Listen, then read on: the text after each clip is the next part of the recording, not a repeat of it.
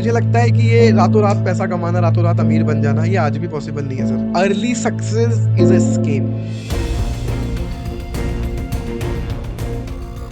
Benjamin Franklin said, an investment in knowledge pays you the best interest, and that's what this episode is. कोई भी company का जब भी valuation के लिए जाती है तो क्या क्या बेसिक्स होते हैं जो किसी भी एक इन्वेस्टर को देखना चाहिए? Once you are listed, America में भी किसी बिल्डिंग में कोई बम फूटेगा ना, तो आपके यहाँ के वैल्यूएशन अफेक्ट हो जाएंगे। अफेक्ट हो जाएंगे। देखो, आपकी फैक्ट्री से आप अफेक्ट हो रहे हो, फिर आपकी इंडस्ट्री से आप अफेक्ट हो रहे हो, फिर आपकी इकोनॉमी से आप अफेक्ट हो रहे हो, फिर उसके बाद आता है पूरी वर्ल्ड वाइड इकोनॉमी से आप अफेक्ट हो रहे हो। रोहित खंडेलवाल एक बिजनेस वैल्यूएशन एक्सपर्ट हैं जिन्होंने ट्रेडिशनल अकाउंटेंसी को छोड़ के क्रिप्टो इन्वेस्टमेंट्स में अपनी जर्नी की शुरुआत करी है। जब से हमने क्रिप्टो देखा है ना, हमें शेयर मार्केट में रिस्क ही नहीं लगती है। रिटर्न का ऐसा है कि हो सकता है आप रात को आपको अच्छा लगा कोई टोकन, आपने 1000 रुपए इन्वेस्ट किए, सुबह उठ के देखा, हो सकता है आप करोड़पति बन जाओ। From investment in stocks, future and options, real estate and the highly demanding but underrated crypto investments पर भी रोहित ने हमें गाइड किया है। आपने कुछ पैसा कमाना स्टार्ट ही किया और आप बहुत आगे के लिए सोच रहे हो, तो मुझे लगता है कि instead of doing sovereign gold bonds, fixed deposits, इनमें जाने की जगह आप जाओ। Rohit ji, welcome to the differ show. कैसे हैं आप? Thank you so much. मैं बिल्कुल बढ़िया। अच्छा लगा यहाँ पर आकर, इंदौर में पहली बार किसी पॉडकास्ट में आया हूँ। Thank you so much for inviting me. Okay, pleasure is ours as well, क्योंकि आज हम लोग बहुत सारी चीज़ों पे फाइनेंस से जुड़ी हुई या कॉर्पोरेट फाइनेंस जिसे हम कहते हैं, स्टार्टअप बिल्डिंग या बिजनेस बिल्डिंग, और what a better to learn from somebody who is very expert, chartered accountant, और आप इतने साल से जो प्रैक्टिस कर रहे हैं। So let's start from very basic stuff. Corporate finance में कौन से ऐसे इंपॉर्टेंट फैक्टर्स रहते हैं जो इनिशियली कोई भी अगर बिजनेस स्टार्ट करता है तो उसे ध्यान देना चाहिए? सर, एक तो ना फाइनेंस बहुत ही ज्यादा वाइड वाइड वर्ड टर्म है ना, मतलब 1000 जगह फाइनेंस वर्ड यूज हो सकता है। सो कॉर्पोरेट फाइनेंस में सबसे पहले मतलब मुझे ऐसा लगता है कि अगर आप एक बिगिनर हो, तो सबसे पहले तो आप ये समझो कि फाइनेंस कौन कौन सी सोर्सेस के थ्रू आ सकता है। अभी राइट। हमें बेसिक अवेयरनेस ही नहीं है, इक्विटी क्या होता है, डिबेंचर्स क्या होते हैं, प्रेफरेंस शेयर्स क्या होते हैं। तो कॉर्पोरेट फाइनेंस में अगर आपको निश एरिया भी अगर आइडेंटिफाई करना है, तो सबसे पहले हम ये समझे कि फंडिंग के सोर्सेस क्या होते हैं। Correct. Like so equity, preference, debenture, bonds, और उनमें भी बहुत सारे वेरिएशंस टाइम टाइम पर होते रहते हैं according to the need of the industry. So सबसे पहले हमें समझना चाहिए कि फाइनेंस के सोर्सेस क्या है। थोड़ा थोड़ा आप लाइट डाल सकते हैं इन पे? हाँ। सर, अगर कोई इन्वेस्टर मेरे यहाँ पर आ रहा है, फंड्स मुझे दे रहा है, तो डेफिनेटली उसे चाहिए कुछ ना कुछ इंस्ट्रूमेंट कि मेरी यहाँ पर मतलब मेरा से क्या रहने वाला है, यहाँ पर मेरी ऑनरशिप रहने वाली है, या मैं केवल एक लेंडर बोरोवर के रिलेशनशिप में आ रहा हूँ। So if he is entering as an owner और उसे आपके प्रॉफिट में शेयर चाहिए, तो फिर वो इक्विटी शेयर्स आपको इशू करना पड़ेगा। ओके। अगर वो शेयर्स के फॉर्म में पैसा देना चाहता है लेकिन आपसे फिक्स रेट ऑफ रिटर्न चाहता है, तो फिर वो ऑनरशिप से हट गया, फिर हम उसे कहते हैं प्रेफरेंस शेयर्स। और अगर वो पर्सन केवल लेंडिंग बोरोविंग के रिलेशनशिप में आना चाहता है, तो आपको उसे इशू करने होंगे डिबेंचर्स। डिबेंचर इज सर्टिफिकेट, इस बात का सर्टिफिकेट कि मैंने आपसे लोन लिया है और आपने मुझे लोन दिया है। सो ये 3 बेसिक वर्ड्स हैं अगर आपको फाइनेंस समझना भी स्टार्ट करना है। ओके। ये तीनों इंस्ट्रूमेंट में से कौन सा ज्यादा रिस्क प्रोन होता है? सर, इन्वेस्टर के पॉइंट ऑफ व्यू से या कंपनी के पॉइंट ऑफ व्यू से, दोनों पॉइंट ऑफ व्यू से चीजें बदल जाएंगी। ओके। अगर मैं इन्वेस्टर के पॉइंट ऑफ व्यू से बात करूं, तो equity is highest risky but highest return potential वही है, क्योंकि इक्विटी शेयर होल्डर ऑनर बनता है कंपनी में। करेक्ट। तो अगर कंपनी बर्बाद होगी तो उसका पैसा भी खत्म हो जाएगा। अगर कंपनी बहुत हाई पोटेंशियल रखती है और बहुत अच्छा चल निकली, तो वैल्यूएशंस बढ़ेंगे और ऑब्वियस है आपको भी उसी मल्टीफोल्ड में रिटर्न्स डिविडेंड्स आपको मिलेंगे फिर। लेकिन डिविडेंड फिक्स नहीं है, रिटर्न्स फिक्स नहीं है, और रिडम्पशन फिक्स नहीं है। It is not at all a guarantee to pay your money back अगर आप इक्विटी के फॉर्म में पैसा स्टेक होल्डर को उतना अश्योरेंस नहीं होता है उसमें। There is no assurance. Sir, owner को क्या अश्योरेंस हो सकता है? सबको बांटने के बाद जो बचेगा वो ऑनर का, and you are also one of the honour.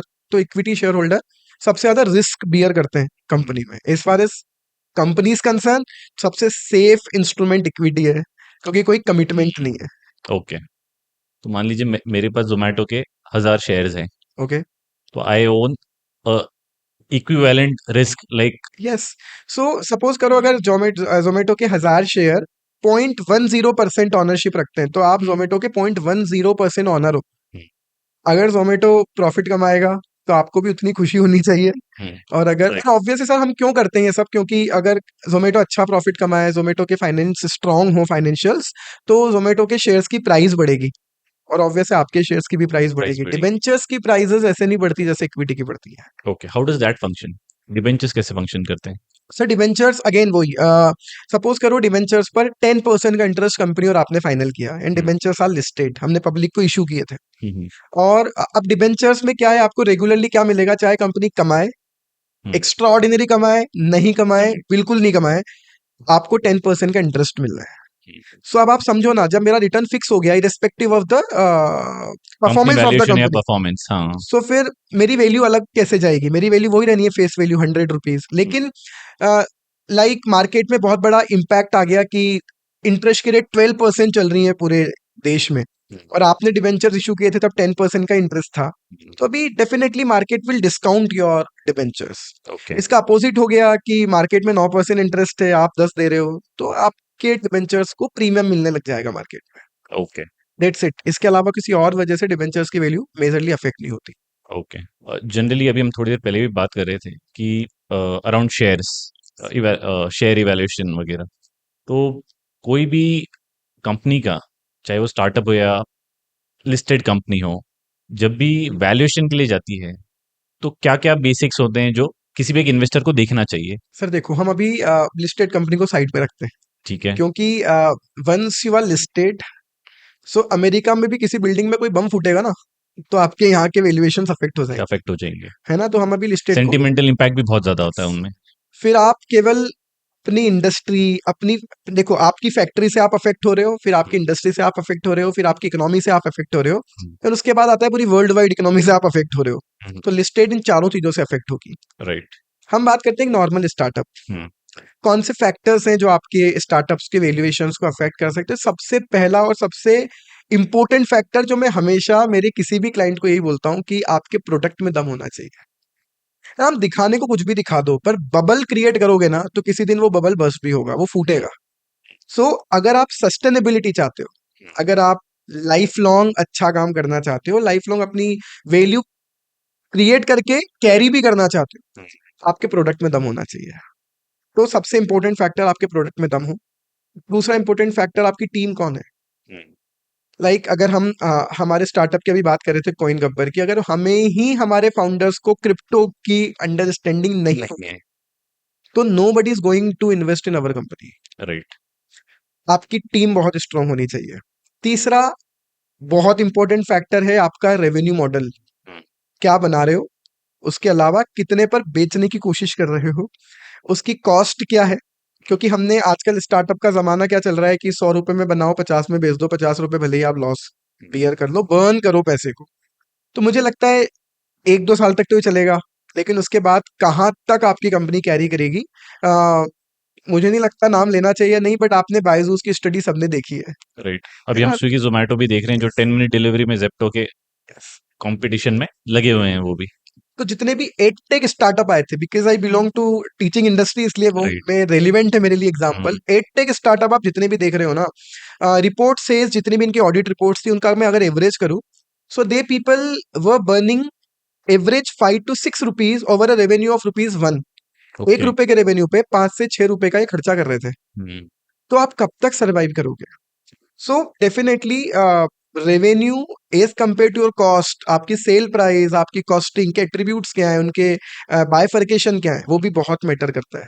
और नेक्स्ट सबसे इंपॉर्टेंट एक और चीज मुझे लगती है, आप किन लोगों को टारगेट कर रहे हो। आपकी टारगेट पॉपुलेशन बहुत ही ज्यादा मतलब क्या बोल सकते हैं उसे, बहुत स्ट्रीमलाइन होनी चाहिए, क्लियर होनी चाहिए। आपको पता पड़ा आप हवा में फेंक रहे हो, कोई भी ले लेगा, कोई भी खरीद लेगा, कोई भी कर लेगा। तो आपकी टारगेट पॉपुलेशन क्या है, क्या वो टाइम के साथ साथ बढ़ेगी, क्या वो टाइम के साथ साथ कम होगी। ये कुछ ऐसे फैक्टर्स हैं जो इवन मैं अपना प्रोजेक्शंस जब प्रिपेयर करने जाता हूँ कि अगले 5 साल मेरे रेवेन्यू क्या होने वाले हैं, कॉस्ट क्या होने वाली है, उसके पहले हमें ये देखना ही पड़ता है। There may be number of factors, but ये कुछ मुझे भी ध्यान में आ रहे हैं। Okay, do you also invest in startup? No, I don't invest, क्योंकि हमारा खुद का स्टार्टअप है, उसमें हम बहुत ज्यादा इन्वेस्ट कर इन्वेस्ट चुके कर हैं, तो चुके हमारे पास ऐसा कुछ है नहीं कि हम कहीं और स्टार्टअप्स में इन्वेस्ट करें, but I invest my time, my energy, my interest in the okay. Startups, क्योंकि वैल्यूएशंस के साथ साथ हमारे साथ बहुत सारे इन्वेस्टर लॉबी कनेक्टेड है, तो they invest in, we take care of their funds, right. indirectly we also invest. Invest. Yes. Right. True. True. What do you think, Rohit? What there are some red flags. If there are some red flags for an investor, अगर वो एक किसी startup में invest करने चाहते हैं तो sir सबसे पहले तो आ, देखो आजकल क्या हुआ है कि लोगों को लगता है कि 10 लाख रुपए इन्वेस्ट करो किसी स्टार्टअप में और 2 साल बाद वो 1 करोड़ हो जाएंगे।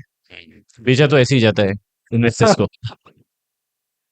तो मेरे मेरे हिसाब से सबसे बड़ा रेड फ्लैग है, डोंट एक्सपेक्ट टू मच, हम्म, क्योंकि ऐसा कुछ नहीं हो रहा है हम्म, कि आपका पैसा 10 फोल्ड हो जाएगा, 10 गुना हो जाएगा, हम्म, है ना। रियल एस्टेट हो, चाहे गोल्ड हो, इक्विटी मार्केट हो, जितने भी मेजर इन्वेस्टमेंट है, हम्म, ये 1 का 10 करने की अगर कैपेबिलिटी गलती से अगर किसी जगह पर है, तो वहां 1 का 0 भी हो सकता है। रिस्क बहुत हाई है। यस। तो रेड फ्लैग सबसे बड़ा ये है कि अगर आप सोच रहे हो 1 का 10 हो जाएगा, तो सबसे पहले आपको ये सोचना पड़ेगा वो 1 का 0 भी हो सकता है। तो उतना ही पैसा इन्वेस्ट करें जितना आप खोने के लिए रेडी हो, खो सकते हो जितना आप खोने के लिए रेडी हो ना, उतना ही पैसा इन्वेस्ट मतलब करें। आपको खोने का कैपेसिटी पहले आपको मालूम होना चाहिए, फिर आप कूदो उसमें। रिस्क टेकिंग कैपेसिटी आप अपनी इवेल्युएट कर लें, पता पड़ा आपके पास खुद के पास 25 लाख रुपए का रिजर्व पड़ा हुआ है अपनी लाइफ स्पेंड करने के लिए, और आपने 25 लाख रुपए किसी स्टार्टअप में 2-3 स्टार्टअप्स में इन्वेस्ट कर दिए, सो 2 साल बाद थोड़ी आपका वो पैसा 10 टाइम होकर आपको वापस मिल जाना है। ये इतना आसान नहीं है सब कुछ, जितना ऐसा टीवी में शोज में देखने को बहुत आसान लगता है, लेकिन वो स्टार्टअप जिसमें आप इन्वेस्ट कर रहे हो वो पहले रेवेन्यू अर्न करना स्टार्ट करे, फिर प्रॉफिट अर्न करना स्टार्ट करे, फिर उसके एक्सेप्टेबिलिटी हो मार्केट में, फिर वैल्यूएशन हायर जाए, फिर आपके शेयर उस वैल्यूएशन पर बिक जाए, ये बहुत लंबी प्रोसेस है। तो सबसे बड़ा रेड फ्लैग यही है कि you should know how much risk it है। ओके, तो ये एनालिसिस कैसे करे कोई भी इन्वेस्टर किसी भी स्टार्टअप में इन्वेस्ट करने के पहले? आपके क्योंकि ये तो पास बहुत सारी चीजें आपने बताई। So you have consultants, okay. जो उस चीज के एक्सपर्ट्स हैं, आप उनके पास जाएं, हाँ। उनसे बिना पूछे बिना समझे इन्वेस्ट ना करें, यही मेरी सबसे अच्छी एडवाइस हो सकती है। या तो आप एक्सपर्ट हो, ओके।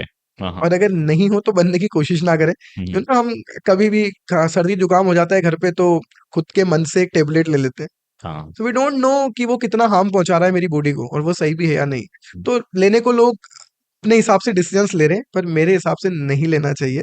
जो इंडस्ट्री एक्सपर्ट्स हैं उनके टच में रहें, उनसे कंसल्ट करें, उसके बाद ही अपनी हार्ड अर्न्ड मनी को इन्वेस्टमेंट करें। बहुत सारे ऐसे इन्वेस्टर के पूल्स भी होते हैं या लोग एक ग्रुप्स बना लेते हैं। यस। मार्केट में बहुत सारे हैं ऐसे। So should a investor who is just starting out in startup investment groups में जाके इन्वेस्ट करना चाहिए या फिर कंसल्टेंट के थ्रू ही जो रूट है वो सही है? सर ये जितने भी इन्वेस्टमेंट पूल्स है ना, इनको ऑफिशियली कहा जाता है ऑल्टरनेटिव इन्वेस्टमेंट फंड्स, AIF। हम्म। इनके खुद के अच्छे खासे कंसल्टेंट्स हैं, हम्म। इनके यहाँ खुद के यहाँ अच्छे खासे फाइनेंस एक्सपर्ट्स की लॉबी हम्म। है ना। तो ये खुद बिना सोचे समझे तो इन्वेस्ट नहीं करते। हम्म। अपने चार्टर्ड अकाउंटेंट से, अपने कंपनी सेक्रेटरी से, अपने लॉयर से कंसल्ट करके एक प्रॉपर ड्यू डिलिजेंस करवाते हैं इन्वेस्टमेंट करने के पहले। हम्म। चाहे वो 10 लाख रुपए इन्वेस्ट कर रहे हो या 10 करोड़ इन्वेस्ट कर रहे हो, उसकी उनकी कॉस्ट है, उसके बिना वो इन्वेस्ट नहीं करते। तो ये तो मैंने कनेक्ट कर दिया कि वो भी इन्वेस्ट नहीं कर रहे हैं, आप भी मत करो। Now coming to this part, कि क्या उस लॉबी का पार्ट बन जाए, तो उस लॉबी का पार्ट बनने के पहले आप देख लें कि उस लॉबी के जिस तरह के लोग हैं, क्या आप उस कैटेगरी को बिलोंग करते हैं, क्योंकि उनकी रिस्क टेकिंग कैपेसिटी और आपकी रिस्क टेकिंग कैपेसिटी बहुत अलग हो सकती है। आपके पास Correct. 25 लाख रुपए हैं, वो 250 करोड़ रुपए लेकर बैठे हुए हैं, उनके 5 करोड़ डूब जाएंगे ना, दे डोंट केयर, बट आपको फर्क नहीं प्रॉब्लम हो पड़ेगा। जाएगी। सो किस पूल में जा रहे हो, डिसाइड पहले उस हिसाब से करो कि क्या आप उसको बिलोंग करते हो उस कैटेगरी को। नहीं करते हो, don't go with that. Okay. Sector कैसे डिसाइड करते हैं स्टार्टअप इन्वेस्टमेंट में कि भाई इस कैटेगरी, जैसे आपने बताया कि आप विमेन के लिए जो प्रोडक्ट बना रहे हैं for the health care yes, के लिए? हमारा एक स्टार्टअप ऐसा काम कर रहा करेक्ट। तो ये एक सेक्टर हो गया, या फिर जैसे एडटेक आपने बताया, तो कोई भी स्टार्टअप इन्वेस्टमेंट के लिए सेक्टर कैसे डिसाइड करते हैं? है। You are how do you talking study from the perspective of investors. Investors? Right. Sir क्यों ही डिसाइड करनी है, मेरे हिसाब से इंडस्ट्री आपको जहां अच्छी अपॉर्चुनिटी, डाइवर्सिफाइड रखिए। हाँ, जहां अच्छी अपॉर्चुनिटी मिल रही है वहां जाओ, हर तरह के स्टार्टअप्स को आने दो, और जिस स्टार्टअप में आपको लगता है कि मल्टीफोल्ड होने के चांसेस है, इन्वेस्टमेंट आप करो वहाँ और डाइवर्स करके करो। तो मुझे नहीं लगता किसी पर्टिकुलर इंडस्ट्री पर हमें फोकस करना चाहिए। ओके। ऐसे उसके लिए इंक्यूबेशन है सर, जैसे आईआईटी वाले इंक्यूबेशन सेंटर्स हैं, वो ऑब्वियस है उन्हीं स्टार्टअप्स को इंक्यूबेट करते हैं जो टेक से रिलेटेड हो, तो वो उनका काम है। लेकिन मुझे तो पैसा इन्वेस्ट करना है, मुझे चलाना थोड़ी है वो स्टार्टअप, मैं तो रिटर्न फोकस्ड हूँ एज ए इन्वेस्टर। तो फिर डाइवर्स करके रखें better. Okay, that's a better advice. Okay, on a personal note as a layman, मैंने कुछ टाइम पहले एसजीबी में इन्वेस्ट किया था, then suddenly sovereign gold bonds में, देन सडनली अब वो इट इज क्लोज्ड, या मुझे पता नहीं है कि आरबीआई ने उसको क्लोज किया है, गवर्नमेंट ने क्या फाइनल डिसीजन लिया है उसके ऊपर। पर this kind of investments in gold bonds, are they a good investment to be done for a long term period for a layman person? मेरा ऐसा मानना होता है, बच्चों को भी क्लास में हमेशा ही बोलता हूँ, कौन सा इन्वेस्टमेंट बेटर है डिपेंड करता है आपकी एज क्या है। हम्म, पॉइंट नंबर 1 आपकी एज क्या है। हम्म, पॉइंट नंबर 2 आपकी अर्निंग कैपेसिटी कितनी है। हम्म, एंड पॉइंट नंबर 3 आपकी रिस्क टेकिंग कैपेसिटी कितनी है। Okay, what I personally feel, sovereign gold bonds, fixed deposits, government के जितने भी बॉन्ड्स हैं, हम्म, इनमें एक सीनियर सिटीजन जिसको अपनी लाइफ स्टेबल करके स्टेबल रिटर्न से काम चल जाना है, फिक्स रिटर्न्स चाहिए इनको। वो इन्वेस्ट करें बेटर है। ये सारी एडवाइस मेरी पर्सनल एडवाइस है, ये मेरा मानना है। हाँ, आई हाँ, एम नॉट सेइंग राइट, कि सब कोई ऐसा ही ये करे, करिए वो मत करिए आप। मेरा मानना है सब कुछ ये। तो मुझे ऐसा लगता है कि ये उन लोगों के लिए है, अगर आपका भी लाइफ का स्टार्टिंग है, आपने कुछ पैसा कमाना स्टार्ट ही किया और आप बहुत आगे के लिए सोच रहे हो, हम्म, तो मुझे लगता है कि instead of doing sovereign gold bond, fixed deposits, hmm, इनमें जाने की जगह आप जाओ एसआईपीज में। लाइक एक और एग्जांपल मैं यहाँ पे बता देता हूँ, again not an investment advice, लेकिन मुझे ऐसा लगता है ऐसा कर लेना चाहिए। फॉर एग्जांपल एक फ्रेशर है, 50,000 रुपीज पर मंथ की उसकी जॉब है, सारे अमाउंट डिडक्ट होकर सपोज करो he is getting 42,000 in his hands, hmm, तो पहले दिन से डिसाइड करे कि 10% of my cash in hand like 4,000 rupees मैं हर महीने एसआईपी करूंगा। ओके, क्योंकि एसआईपी एक ऐसी चीज है जो मतलब आप कोई भी पर्सन हो उसको नकार नहीं सकता, एसआईपी के एडवांटेजेस को, कोई भी person. Reason being, market on an average 12 से 15% का रिटर्न देगा, और ये 12 से 15% का रिटर्न सिंपल इंटरेस्ट नहीं है, कंपाउंडिंग है। कंपाउंड इंटरेस्ट है, और राइट। कंपाउंडिंग 20-25 साल बाद एक्सपोनेंशियल दिखती है। हम्म, तो अगर आप 4,000 रुपए इन्वेस्ट कर रहे हो, टाइम के साथ साथ आप उसे 10 करोगे, 15,000 करोगे, लाइक मैं मान लेता हूँ चलो आपने 15,000 रुपए महीना भी रखा, हम्म, मुझे लगता है 20 साल बाद ये पैसा 2 करोड़ 3 करोड़ रुपए हो सकते हैं। और ये भी सिस्टमेटिक इन्वेस्टमेंट है, राइट? राइट, तो मैं कहीं एक पर्टिकुलर कंपनी में नहीं लगा रहा हूँ, एक पर्टिकुलर डे पर जाकर पूरा इन्वेस्टमेंट नहीं कर रहा हूँ, धीरे धीरे ग्रेजुअली मेरा इन्वेस्टमेंट कर रहा हूँ। और वो म्यूचुअल फंड्स खुद अलग अलग जगह पर इन्वेस्टमेंट कर रहे हैं, bonds, small cap, large cap सब में जाता है वो। तो वो कर रहे हैं ना सब जगह पैसा ऑलरेडी इन्वेस्ट। मैं अकेला 4,000 रुपए 4 जगह इन्वेस्ट नहीं कर सकता। आप 4,000 रुपए 4 अलग अलग कंपनी की 1,000 रुपए महीने के एसआईपी में इन्वेस्ट करो। तो आपने पहली बात तो म्यूचुअल फंड्स में डाइवर्सिफिकेशन कर दिया, वो म्यूचुअल फंड खुद अपना डाइवर्सिफिकेशन करके बैठा है, तो टू फोल्ड डाइवर्सिफिकेशन है आपके पास। तो एसआईपी भी एक पर्टिकुलर म्यूचुअल फंड की मत करो, अलग अलग म्यूचुअल फंड्स में इन्वेस्ट करो, 3-4 एसआईपीज, ओके, और इसको लॉन्ग टर्म तक जाने दो। तो लॉन्ग टर्म के इन्वेस्टमेंट में मुझे आज भी लगता है एसआईपीज आर बेस्ट। ओके, और मार्केट गिरे या बढ़े, उसको रोको मत। ओके, अभी सुनने को मिल रहा है ना, कई बार न्यूज़पेपर्स में आ रहा है, सुनने को मिल रहा है, कई लोग डर रहे हैं मार्केट गिर रहा है, एसआईपी कंटिन्यू करें या नहीं करें। सर गिरता हुआ मार्केट तो एंटर करने के लिए बहुत अच्छा होता है, आपको कम कॉस्ट पर वो शेयर्स मिल रहे हैं, एनएवीज मिलेंगी आपको। राइट? तो आपकी एनएवी, बढ़िया आप बात बोली आपने, आपकी एनएवी डाउन चल रही है, लोअर साइड पर है, तो आपको तो ज्यादा यूनिट्स अलॉट होंगी। सो डोंट स्टॉप इट, इसको कंटिन्यू रखो। जो अच्छे परफॉर्मिंग फंड्स थे उनके आप अभी ले सकते हैं, भले वो कम इसमें यस, परफॉर्म कर रहे हैं अभी। तो sovereign gold bonds with due respect to their characteristics, मुझे लगता है कि उससे ज्यादा अच्छे हम्म, इन्वेस्टमेंट एवेन्यूज हमारे पास अवेलेबल हैं। ओके, बट अगेन आपको, आपका रिटायरमेंट फंड है, हम्म, आपको श्योरिटी के साथ पैसा चाहिए, आप लगाओ ना ऐसे बॉन्ड्स में, चलेगा। फिर एसआईपी मत करो, फिर आप ओके, 25 साल बाद का टाइम होराइजन पे तो काम ही नहीं कर रहे हो, आपको तो 10 साल बाद का नहीं पता है क्या होगा। तो राइट। फिर आप मत करो एसआईपी, शेयर मार्केट फिर आपके लिए है ही नहीं। फिर आप एफडीज में जाओ, बॉन्ड्स में जाओ, गवर्नमेंट बॉन्ड्स में जाओ, ये आपके लिए बेटर है। ये बड़ा डिबेटेबल टॉपिक है रोहित। एफडीज जब हम लोग बात करते हैं, और ये बहुत टाइम से, मतलब मैंने जब मेरी जॉब की शुरुआत करी थी, तो as a traditional Indian background मेरे पिताजी ने बोला एक एफडी कर लेते हैं बेटा, तो हर एक का होता है, एक एसबीआई का अकाउंट होता है और एक एफडी फिक्स है कि हो ही जाती है वो। राइट। तो एफडीज अच्छे इंस्ट्रूमेंट्स हैं कि नहीं है, और अगर नहीं है तो बैंक्स तो कॉन्स्टेंटली प्रमोट करती है। सर मेरे फादर की एफडीज है, हाँ, हाँ। मेरी मदर की एफडीज है, लेकिन मेरी कोई एफडी नहीं है। अच्छा, राइट, क्योंकि मेरे फादर का और मेरा माइंडसेट तो अलग अलग है। अलग अलग है। सो कई मैंने इन्फ्लुएंसर्स भी देखे हैं जो बहुत, क्योंकि बहुत सब्जेक्टिव चीजें हो गई हैं आजकल, राइट। डिबेट आजकल बहुत आसान हो गई है, कोई भी वीडियो डाल बना दो, पोस्ट कर दो, फिर कमेंट्स में सब डिबेट कर ही लेते हैं। हम्म, हम्म, मैं मेरा पर्सनल ओपिनियन आपको बताता हूँ, एफडी मुझे पर्सनली क्यों अच्छी नहीं लगती। हम्म। कंक्लूड, मेरे हिसाब से मैं कंक्लूड कर सकता हूँ, डिबेटेबल बचेगा ही नहीं, अच्छा, है ना। क्या रिटर्न है सर एफडी पर अभी? एफडी पे 7.4। 7 सीनियर 7 सिटीजन को थोड़ा ज्यादा मिलता है। 7.5 8% का रिटर्न मान लेते हैं। इस पर टैक्स लगेगा, करेक्ट। तो आफ्टर टैक्स 20% का भी एवरेज टैक्स मान लेते हैं, तो ये कितना रह गया? 8 - 20%, ये रह गया सर 5.6%। सर इससे ज्यादा तो इन्फ्लेशन की रेट है इंडिया में।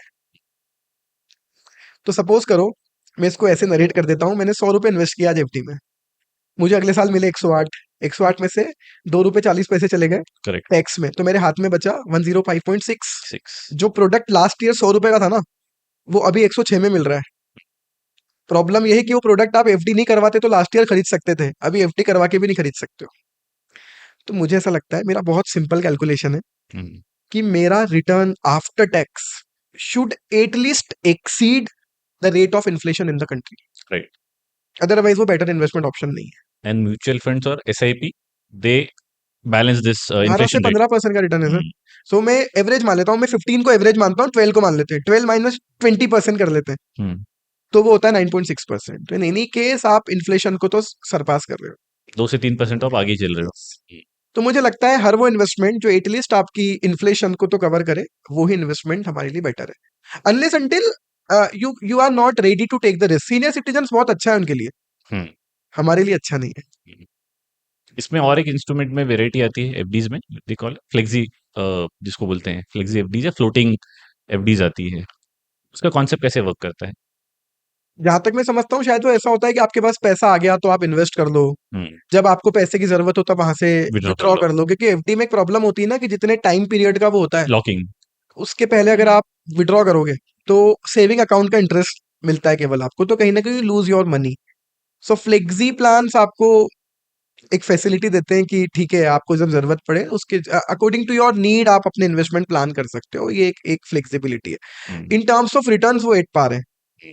करेक्ट। ऐसा उसमें मतलब फिर भी उतना ग्रोथ नहीं मिलेगा जो आप जनरली एसआईपीज में एक्सपेक्ट कर सकते हैं। नॉट ओनली एसआईपी, अच्छे इक्विटी शेयर्स। मैं एसआईपी की जब बात कर रहा हूं तो मैं ऐसा बोल रहा हूं कि apart from the SIP, share market हुआ, इवन आपका रियल एस्टेट हुआ, ये सब अच्छे रिटर्न्स दे सकते हैं लॉन्ग टर्म में, if you are ready to take a little bit of risk. Risk. कोई अगर 20 से 25, 20 नहीं मानते, नहीं, 20 में तो 25 चले मान पड़ेगा, लेते हैं। 25 मान लेते हैं कि भाई चलो तनख्वाह आने लग गई आपके हाँ खाते में। हाँ। तो 25 से 35 के स्लैब में अगर है, ईयर एज में, तो कौन से फाइनेंशियल इंस्ट्रूमेंट्स होना चाहिए जिसमें वो इन्वेस्ट करें? इसको थोड़ा सा हम डाइवर्सिफिकेशन में भी डाइवर्सिफिकेशन कर लेते हैं, कि इक्विटी का डाइवर्सिफिकेशन क्यों, आप मार्केट में जाओ तो शेयर मार्केट पकड़ो। 25 से 35 को मैं एक्सपेक्ट नहीं कर सकता कि वो रियल एस्टेट में चला जाएगा। Right. Right. So real estate के लिए भी लेकिन आजकल आते हैं रियल एस्टेट इन्वेस्टमेंट ट्रस्ट, वो म्यूचुअल फंड्स होते हैं रियल एस्टेट के। ओके। तो मैं 1 लाख रुपए रियल एस्टेट में इन्वेस्ट नहीं कर सकता, लेकिन 1 लाख रुपए वाले, उनके पास 1 लाख लोग हैं, हाँ। They okay. Club their money, they make it pool, और फिर वो रियल एस्टेट में पैसा लगाते हैं। तो अगर आपको ऐसा भी है कि यार मुझे 25 से 35 के बीच में भी रियल एस्टेट में जाना है, so real estate investment trust होते हैं, यहाँ के थ्रू आप जा सकते हो। तो शेयर मार्केट में जाएं, डायरेक्ट इन्वेस्टमेंट करना चाहते हो। दूसरा बेटर इन्वेस्टमेंट है एसआईपीज, वो तो आप कंटिन्यू रखें। तीसरा रियल एस्टेट इन्वेस्टमेंट ट्रस्ट, अगर आपको रियल एस्टेट में थोड़ा बहुत भी ऐसा इंटरेस्ट है, फोमो होता है आजकल जेनजीज को कि यार मिस नहीं होता है मुझसे अपॉर्चुनिटी, राइट। तो आपके पास अभी इतना पैसा नहीं है कि आप रियल एस्टेट में लगा दोगे, करेक्ट। तो फिर आप रियल एस्टेट पूल के थ्रू इन्वेस्टमेंट कर ट्रस्ट लीजिए आप। के थ्रू जाओ। तो पहले स्टार्टिंग, इन्वेस्टमेंट की स्टार्टिंग मुझे लगता है हमें एसआईपी से करनी चाहिए। थोड़ा सा कॉन्फिडेंस आ जाए मार्केट पर तो जाना चाहिए डायरेक्ट शेयर के इन्वेस्टमेंट पर। ओके। रियल एस्टेट में जाना मुझे लगता है जब थोड़ा बहुत पैसा यहाँ से कमा लें, अपनी खुद की भी सेविंग अच्छी खासी हो, तो रिस्क फिर उसमें एपिटाइट या जाना चाहिए। उस मार्केट का थोड़ा सा अंडरस्टैंडिंग भी Yes, जरूरी है मेरे ख्याल से रियल एस्टेट में। बिल्कुल। और अगर आपको अभी घर में रहना ही नहीं है तो फिर आप घर मत खरीदो, फ्लैट मत खरीदो, फिर आप प्लॉट्स खरीदो, क्योंकि फ्लैट्स उस लेवल पर अप्रिशिएट नहीं होते जिस पर लैंड या प्लॉट्स होते हैं। सो वो एक मेरे ख्याल से अलग वो तो एक डिबेटेबल इशू है। हाँ, कई करेक्ट। इन्फ्लुएंसर्स की रील्स देखता हूँ मैं, वो कहते हैं घर मत खरीदो, घर खरीदने से अच्छा प्लॉट्स खरीदो। बट अगेन मुझे रहना है यार, एक सेंस ऑफ सेटिस्फेक्शन नाम की भी चीज होती है। मेरा खुद का घर है, सिर्फ बैंक बैलेंस के लिए नहीं होता है सब बैंक बैलेंस कुछ। के लिए लाइफ नहीं होती ना आपकी। अभी आपकी शादी हो जाए, आपकी आप और आपकी वाइफ रह रही है साथ में, और 6 महीने बाद आप रह रहे हो बढ़िया अच्छे से, आपने सेटल कर ली थी लाइफ उसके अकॉर्डिंग, और 6 महीने बाद आपका लैंडलॉर्ड कहे कि मुझ मैंने किसी और खाली को कर दे दो। दिया, खाली कर दिया, आपके सेटिस्फेक्शन का लेवल क्या है? तो मुझे लगता है कि एक लेवल के बाद आपके पास खुद का घर होना ही चाहिए, चाहे वो फ्लैट हो या वो आपका खुद का बनाया हुआ मकान हो। ये बहुत डिबेटेबल इशू है। अगेन हो सकता है बहुत सब्जेक्टिव है। इस वाले कंटेंट हो के बाद सकते बहुत हैं। सारे नीचे क्वेश्चन वो आ जाए, कमेंट्स आ जाए यूट्यूब पर। बट मुझे ऐसा लगता है कि not for the sake of appreciation, for the sake of satisfaction आपके पास खुद का मकान होना चाहिए। बट इन्वेस्ट करने के पॉइंट ऑफ व्यू से फ्लैट से बेटर है। कई लोग बोलते हैं फ्लैट में इन्वेस्ट करो, किराया चालू हो जाएगा। बहुत बड़ी बेवकूफी है वो। फ्लैट है 50 लाख का, वो किराया आ रहा है पच्चीस डेप्रिकेटिंग हजार रुपए महीने इंस्ट्रूमेंट का, है मेरे ख्याल से वो। 3 लाख रुपए का किराया है, हम्म, 50 लाख के इन्वेस्टमेंट पर 6% का रिटर्न है, उससे अच्छा तो एफडी करवा देता। अगर आपको एप्रिसिएशन चाहिए तो गो फॉर प्लॉट्स, और सेटिस्फेक्शन चाहिए, रहना है आपको खुद को, तो फ्लैट्स और घर की बात करो। तो स्टार्टिंग 25 to 35 मेरे हिसाब से एसआईपीज, और लेटर ऑन शेयर्स। ओके। तीसरा और इंस्ट्रूमेंट आ गया आजकल क्रिप्टो, उसकी भी बात कर ही देते हैं। सो मुझे लगता है क्रिप्टो में डाइवर्सिफिकेशन करना चाहिए, लेकिन केवल वो नेग्लिजिबल पार्ट जो आप मानते हो कि ये डूब भी जाए, मतलब उसको आप देखो मत, अच्छा, तो मैंने 1000 रुपये डाल लिए, वो भूल जाओ। छोड़ दो आप। अगर आपको है ना एक वही फियर ऑफ मिसिंग आउट कि यार क्रिप्टो नहीं छूट जाए मेरे हाथ से, क्योंकि किसी ने 2,000 रुपए का भी बिटकॉइन देखा था हम्म, जो आज 1 लाख डॉलर का है, तो उन्हें बहुत बुरा लग रहा है। तो अगर मैं आप हूँ उसमें से। 2011-12 के समय पे आई शिफ्टेड फ्रॉम चेन्नई से, मैं पूना आया था, तो मेरे ख्याल से उसी पीरियड में 2013 के अराउंड किसी एक फ्रेंड ने मुझे, जॉब में थे तो उन्होंने बताया था कि ये ऐसा ऐसा आया है। तो वो टाइम इतना व्हाट्सएप बहुत ज़्यादा नया नया था, इतना ज़्यादा नहीं चलता था, राइट, तो इतना इन्फॉर्मेशन सर्कुलेट नहीं होता था बिटकॉइन या नई चीज़ के बारे में। उसने बताया कि ये इन्वेस्ट करे, तो एक चाय पे चर्चा करते रहते उन्होंने बताया कि ये मैंने किया है, तो बोल के तू भी कर ले। तो मैंने बोला नहीं नहीं, ये क्योंकि हम लोग ट्रेडिशनल बैकग्राउंड से हैं, हाँ, और अभी अभी कुछ पूल कलेक्ट हुआ था बैंक अकाउंट में, तो हम्म, पिताजी ने एसआईपी वगैरह सब इंस्ट्रूमेंट्स प्लान करके रख दिए थे, कुछ इक्विटी शेयर्स वगैरह। अब ये नया इंस्ट्रूमेंट था जिसका ना पिताजी को आइडिया था, ना पूरे देश को अब हाँ, तक कुछ मालूम था। मैं बोला नहीं, मुझे नहीं करना है। तो वो रोज आके बोलता था हर 2-4 महीने बाद, देखिए बढ़ रहा है, देखिए बढ़ रहा है। मैं बोला ये सब फर्जी लग रहा है, एक दिन गैम्बलिंग ये लगता है। गिरेगा। गैम्बलिंग लगता है, एकदम सटीक बोला आपने। यस, जुआ लगता है वो, तो मेरे को लगा ये, तो मैं उसको बोलता भी था, मैं बोला फंस जाएगा, मत कर। जॉब में है हम लोग, ये अपने पास इतना पैसा ऐसा नहीं है, तो तू ये मत करे। हाँ, हाँ, आज वो ऑब्वियसली हाँ, ऑब्वियस है। बढ़िया सी लाइफ है और सब कुछ है, बट रिस्क तो है, रिस्क तो है उसमें। तो ये मेरी भी एक पर्सनल एक्सपीरियंस रहा कि मैंने, पर आज तक मेरी हिम्मत नहीं हुई, क्योंकि अनअवेयरनेस है, and I be very honest about it. And that's what we are doing through Coin Gabbar.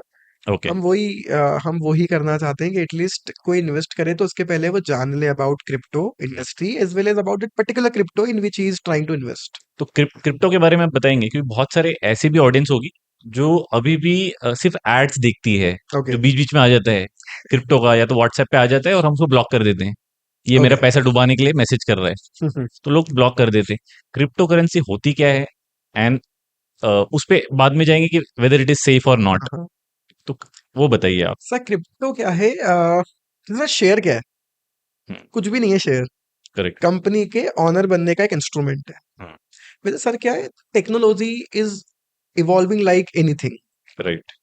अब मैं कुछ मेजर मेजर टेक्नोलॉजीज के नाम ले लेता हूँ। ब्लॉकचेन, डेटाबेस एक बहुत बड़ा सरदर्द है आज भी, right. Database management. Correct. Blockchain क्या है? डेटाबेस मैनेजमेंट की एक नई टेक्निक है कि ब्लॉक्स के through correct, you know decentralize करनी। कोई पहली बार अगर सुन रहा हो अबाउट दिस, तो मैं आपको बता दूं भैया, हमारी Kerala government, Kerala state government, Telangana, they are using blockchain for the registry of the immovable property.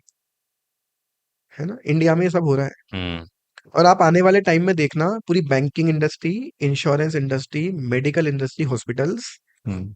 ये सब कुछ ब्लॉकचेन पर रहेंगे, क्योंकि सब सब चल रहा है। Everything is happening right now, सब हो रहा है अभी। नो मोर मिथ। हाँ, हाँ, नहीं, मिथ नहीं है। Blockchain is not a myth. Blockchain के बेस पर कोई क्रिप्टो गलत हो सकती है, blockchain is not a myth, इसलिए मैं आपको बता ही नहीं रहा हूँ क्रिप्टो क्या है, मैं आपको बता रहा हूँ टेक्नोलॉजी के नाम। एक हो गई ब्लॉकचेन, राइट। डेटाबेस मैनेजमेंट का एक बहुत पावरफुल टूल है ना, और सेफेस्ट है, सबसे सेफ है आज के डेट में डेटाबेस मैनेजमेंट ब्लॉकचेन के थ्रू। अब वो ब्लॉकचेन की बात करेंगे तो एक अलग ही सेपरेट पॉडकास्ट हो जाएगा हो कि जाएगी, क्या राइट। ब्लॉकचेन क्या है, बट एक डेटाबेस मैनेजमेंट सिस्टम है, बहुत सेफ है, बहुत क्विक है, फास्ट प्रोसेसिंग है। अब आप समझो ना यार सर, आज अभी आप सपोज करो कोई पर्सन हॉस्पिटल में एडमिट होने जा रहा है, कुछ चेकअप भी करवाने जा रहा है, कुछ ऑपरेशन होना है, उसका सर्जरी होनी है, डॉक्टर क्या क्वेश्चन पूछता है, तुम्हारी फैमिली में किसी को एस्थेमेटिक वाली बीमारी है, डिजीज है, किसी को कभी कैंसर हुआ, कोई हिस्ट्री। कोई मेडिकल हिस्ट्री, आप 5 मिनट टेंशन में आ जाते हो, आपको पता नहीं होता क्योंकि आपकी मेडिकल हिस्ट्री क्या है। जस्ट इमेजिन अगर आपकी पूरी फैमिली की हिस्ट्री ब्लॉकचेन के डेटाबेस में स्टोर्ड स्टोर्ड हो, है। एक क्लिक होगा ना, आपकी पूरी हिस्ट्री निकल कर आ जाएगी। ये गवर्नमेंट ऑफ ब्लॉकचेन इंडिया भी आभा मेरे ख्याल से, हाँ राइट है ना? आभा कार्ड या आभा नंबर आपका रहता है। कर रहे हो आप सब, ये करना पड़ेगा आपको। हाँ। रजिस्ट्री क्या हो रही थी सर, एक एक प्लॉट की 4 4 रजिस्ट्री हो रही है, नहीं होगा, ब्लॉकचेन पर आ जाएगा। अभी आपको अगर आपके मकान के अगेंस्ट में लोन लेना हो, वो कहेंगे चेन डॉक्यूमेंट लाओ 30 साल के, कहाँ से लाओगे आप, आपको 1 महीना निकल जाएगा पूरे प्रीवियस सेलर के रिकॉर्ड्स लाने में। राइट। ये डेटा जिस दिन ब्लॉकचेन पर होगा ना, एक क्लिक होगा, पूरी हिस्ट्री निकल कर आ जाएगी, हाँ जी, पता चल और जाएगा। एक प्लॉट की 2 रजिस्ट्री नहीं हो सकती फिर। तो ब्लॉकचेन बहुत बड़ा इवोल्यूशन करेगा डेटाबेस मैनेजमेंट में, कर भी रहा है। हम्म। ब्लॉकचेन हुआ, मेटावर्स हुआ, वर्चुअल रियलिटी कितनी चाहिए आज सबको, करेक्ट। राइट? तो वर्चुअल रियलिटी के लिए, प्रॉप टेक में तो यूज हो ही रहा है। है ना सर, ब्लॉकचेन पर आ जाते हैं वापस। आपको समझ में आ गया कि भैया मैटिक, पॉलीगॉन ब्लॉकचेन जो है वो बहुत अच्छी है, इंडिया में बहुत लोग यूज कर रहे हैं, और आपको भी अपने उस डेटाबेस मैनेजमेंट की सर्विसेज लेनी है, तो वो पॉलीगॉन वाली ब्लॉकचेन आपको तब तक सर्विसेज नहीं देगी जब तक आपके पास मैटिक नहीं होगा, आपके पास कॉइन चाहिए उनका। इन सब लोगों ने अब क्या कर दिया है कि हम हमारी सर्विसेज अगर आपको चाहिए, समझना, सबसे पहले उनके पास एक प्रोजेक्ट है based on a particular technology, technology, right. है ना।